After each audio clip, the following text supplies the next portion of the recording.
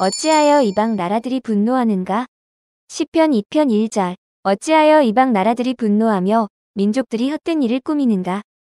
시편 1편에서 주님의 길에 대한 매우 개인적인 표현을 본 후 우리는 갑자기 시야를 낮춰 이 땅의 열방들이 걸어가는 길을 보게 됩니다. 그리고 이는 격려가 되지 않습니다. 다윗은 그들을 분노하며 헛된 일을 꾸민다고 표현하고 있습니다. 그들은 화를 내고 분노하며 달아나려 합니다. 누구로부터 달아나려 하는 것입니까? 여호와와 그의 기름 부음 받은 왕으로부터입니다.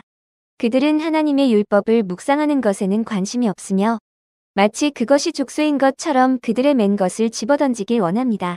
우리 역시 이를 보지 않습니까? 정부는 하나님의 명령들을 법정과 교실에서 금지하고 있습니다. 결혼이 관대한 이혼법으로 인해 가장 먼저 모멸되었으며 이는 왜곡된 방식으로 재정립되었습니다.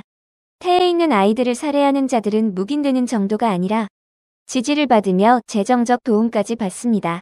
도박과 마약을 불법화하는 대신 정부는 그것들을 자신의 돈주머니를 채우는데 이용하고 있습니다.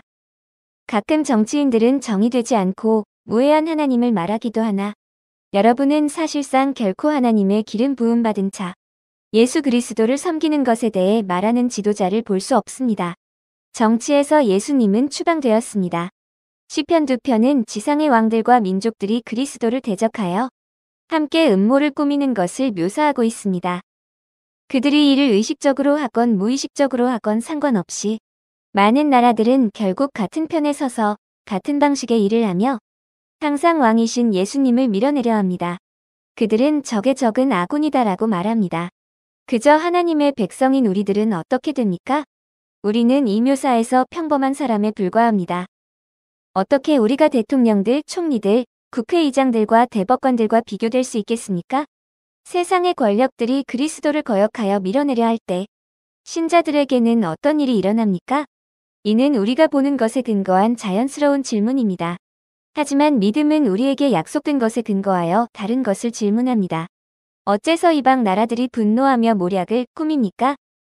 그들의 반역은 결국 헛된 일이며 그들은 결코 승리할 수 없습니다.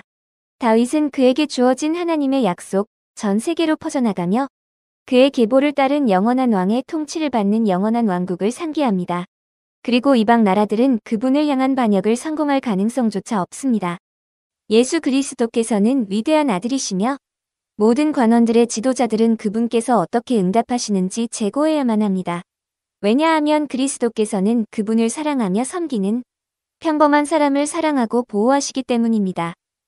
세상의 권력은 어쩌면 울부짖거나 심지어 왕이신 예수님의 놀라운 통치에 거세게 저항할지도 모릅니다. 하지만 역사의 끝에서 여러분은 그분과 함께함으로 안전한 자신을 발견할 것입니다. 그리스도의 유업. 시편 2편 8절 내게 구하라 내가 이방 나라를 내 유업으로 주리니. 시편 2편은 영감받은 시들 중에서 매우 거침없으며 극적인 시입니다. 이는 이방 나라들에게 힘든 메시지를 담고 있습니다. 참되신 하나님과 그분의 아들이신 예수 그리스도를 거역하는 너희의 계획은 쓸모없다는 것입니다. 사실 이는 위험하기까지 한데 왜냐하면 위대한 왕께서는 그들을 질그릇같이 부수실 권능이 있으시기 때문입니다. 여러분이 이러한 신성한 가르침을 듣는다면 등골이 오싹해질 것입니다. 하지만 그 같은 반역적인 나라들에게 끔찍한 경고와 함께 따뜻한 초대가 주어집니다. 여호와께 피하는 모든 사람은 다 복이 있도다. 이것이 바로 시편이 복음의 부름으로 끝을 내는 방식입니다. 모두는 앞서 왕이신 예수님을 거역하여 헛된 일을 꾸미던 사람들까지 포함합니다. 이는 그들의 운명이 결정되었다는 것을 말하는 것이 아니라 너무 늦기 전에 회개할 것을 권고합니다. 여호와의 기름 부음받은 자는 이방 나라들이 그분 앞에 무릎을 꿇음으로 그들을 철장으로 부숴야만 하는 일이 일어나지 않기를 원하십니다. 그리고 이는 단순한 소망이 아닙니다. 이는 그분의 아버지로부터 그분께 주어진 약속입니다. 내게 구하라 내가 이방 나라를 내 유업으로 주리니. 유업이나 소유와 같은 단어들은 이스라엘 백성들에게 잘 알려져 있었습니다. 이는 여호와께서 과거에서부터 여러 차례 그들을 향한 관계를 묘사한 표현입니다. 순전한 은혜로 하나님께서는 그분의 백성을 사랑하심으로 그들을 노예에서 건지시고 자신의 백성이자 보배로운 소유가 되도록 하셨습니다. 이스라엘 국가만이 이 시점까지 이 놀라운 특권을 가지고 있습니다. 그것이 8절에 드러나는 놀라운 은혜의 확장입니다. 이방 백성들도 여호와의 기름 부음받은 자에게 선물로 주어져서 그분의 유업이 되었습니다.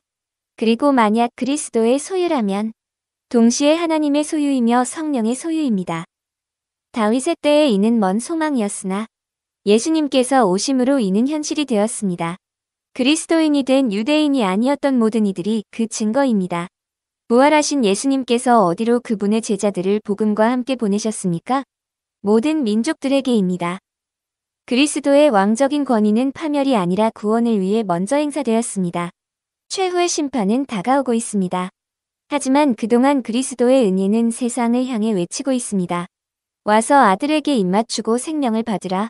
우리도 우리의 주인과 동일한 마음을 가지고 그분의 외침을 이를 진정으로 필요로 하는 세상에 반영합시다.